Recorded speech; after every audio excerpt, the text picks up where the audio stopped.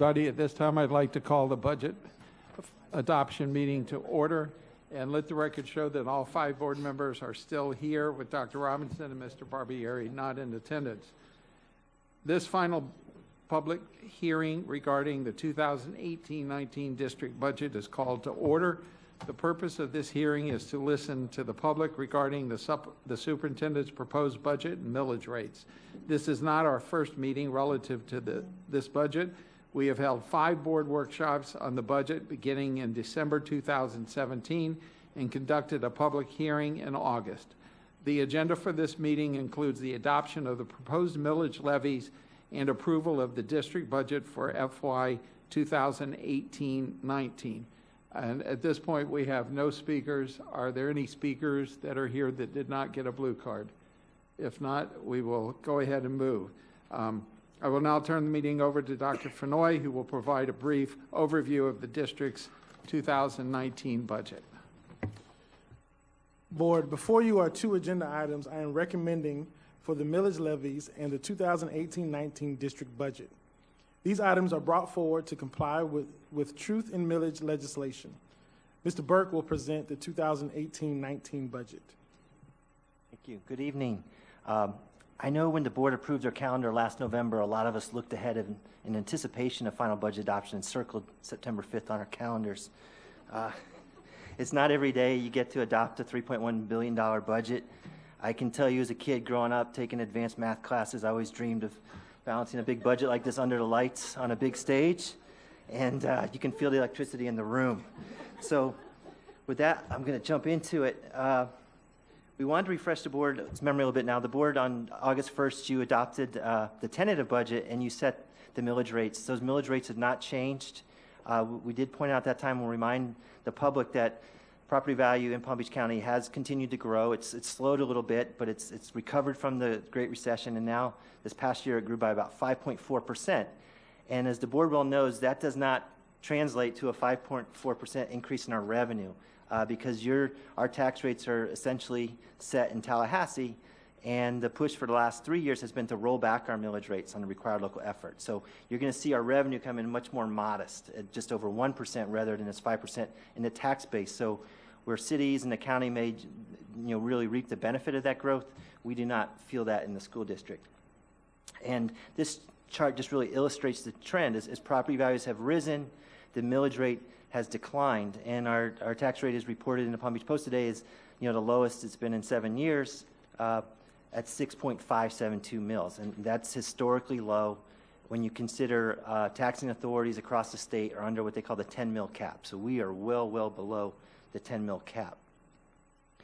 And the millage rate, this gives you a comparison year over year. And again, you can see property values are up 5.43%. Our total millage rate is actually up 2.91%.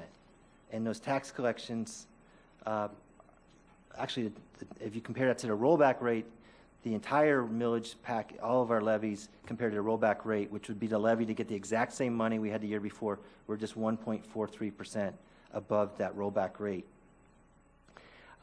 We do a sample comparison here of homes. So since our tax rate's going down, if property owners' property value didn't change, they'll see a decrease in their taxes.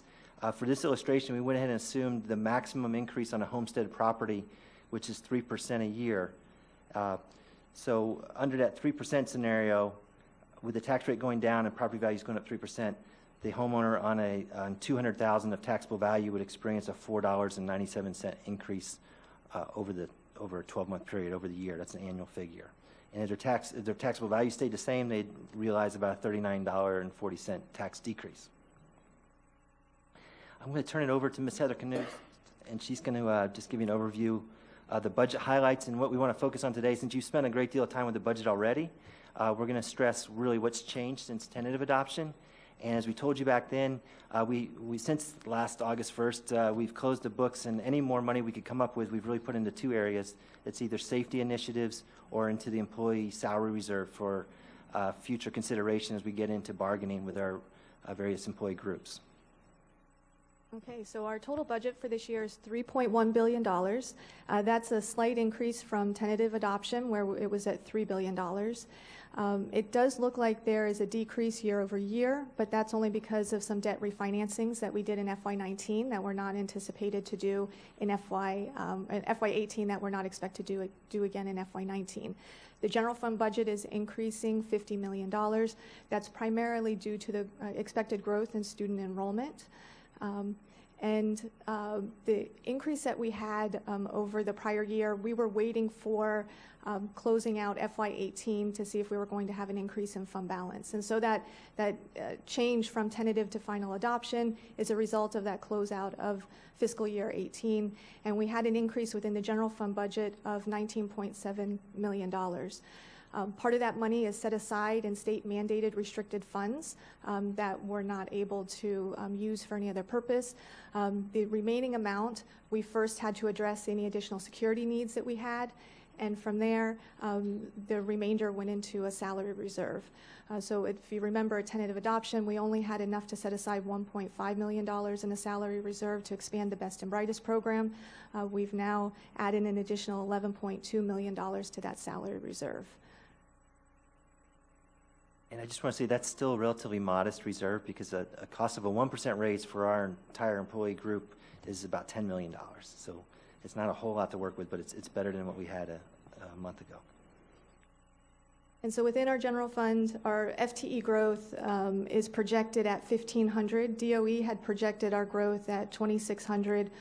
We as a district, we thought that that was a high number from the start. We are expected to grow, but just not as much as what was originally projected by DOE. So our district projected growth is between 1,000 and 1,500 students.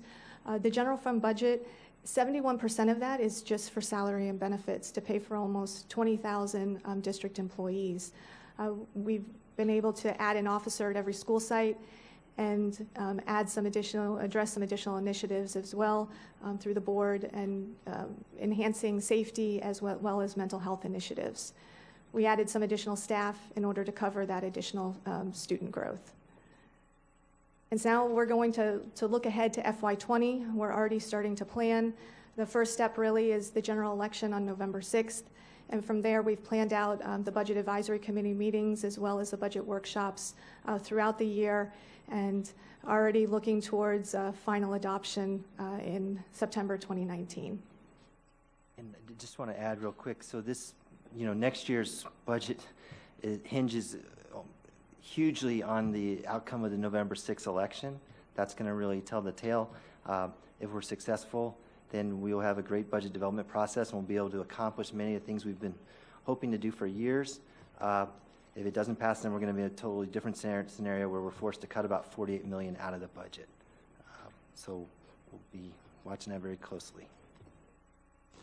And so now there's two agenda items. The first, B1, is the resolution certifying the final millage to be levied, and B2 is approval of the FY19 district summary budget. All right, are there any questions from board members at this point? If not, Dr. Fenoy, recommendations on B1. Agenda item B1. I recommend the school board adopt the resolution determining revenues and millages levied for fiscal year 2019. This resolution by the School Board of Palm Beach County, Florida, levies a total millage rate of 6.572 mills, which raises $1,264,966,687 in local revenue. The millage is comprised of 4.062 mills for required local effort, 0.012 mills for prior period required local effort adjustment, 0.7480 mills for discretionary operating, 1.5000 mills for local capital improvement, and 0.2500 mills for additional operating funds. This millage is 1.43% more than the rollback rate. All right, is there a motion? Motion by Mrs. Whitfield, second by Mrs. Andrews. Discussion. Mrs. Whitfield. I just wanted to take a moment to say thank you so much to Mr. Burke and all of his staff. You take a very, very difficult topic and you distill it down as well as the rest of your staff. I feel I really understand this budget more than I should based on how many numbers are in it. But I want to say thank you so much because it really it means a lot. And I think that the way that you've been able to express our need for money to the community is really what's going to make the difference in November. So thank you so much. And just one brief comment from me. I think the public has got to realize that one of the most important things that we do as a community is to make the commitment to educate our children. And with the challenges that we face right now, I commend staff for the work that's being done to ensure that we're trying our very best to offer the most high quality education we can to our children, and one that reflects the needs of a community that obviously has tremendous need. And it's unfortunate that so much of this that we deal with today are things that are so far out of our control. And even the issue that we're facing of having to ask the public for an additional tax increase is not something that we should have even had to do. This is something that we were put in a position because of what the state legislature did over the last years to trying to catch up to meet the needs of our students. And I think the most important thing is when you realize we are the 10th largest school district in the entire country, and funding for public education in the state of Florida ranks number 44. That's something that all of us should be ashamed of. And unfortunately, it's what we have. So if there's no other discussion, we'll call a question. All in favor? All opposed? Motion carries 5-0. Dr. Fenoy, B2. Agenda item B2. I recommend the school board approve resolution B2 and adopt the final district summary budget in the amount of $3,094,501,616 for fiscal year 2019. This includes the district's organizational chart and the school board statement of its organization and operation. There a motion? Motion by Mrs. Andrews, second by Mrs. Brill. Any discussion? I think the comments that I made earlier still are reflective on this. So we'll call the question. All in favor? All opposed? Motion carries 5-0. And with that, that concludes our agenda. Is there a motion to adjourn? Motion by Mrs. Brill, second by Mrs. Andrews. All in favor, all opposed, we stand adjourned.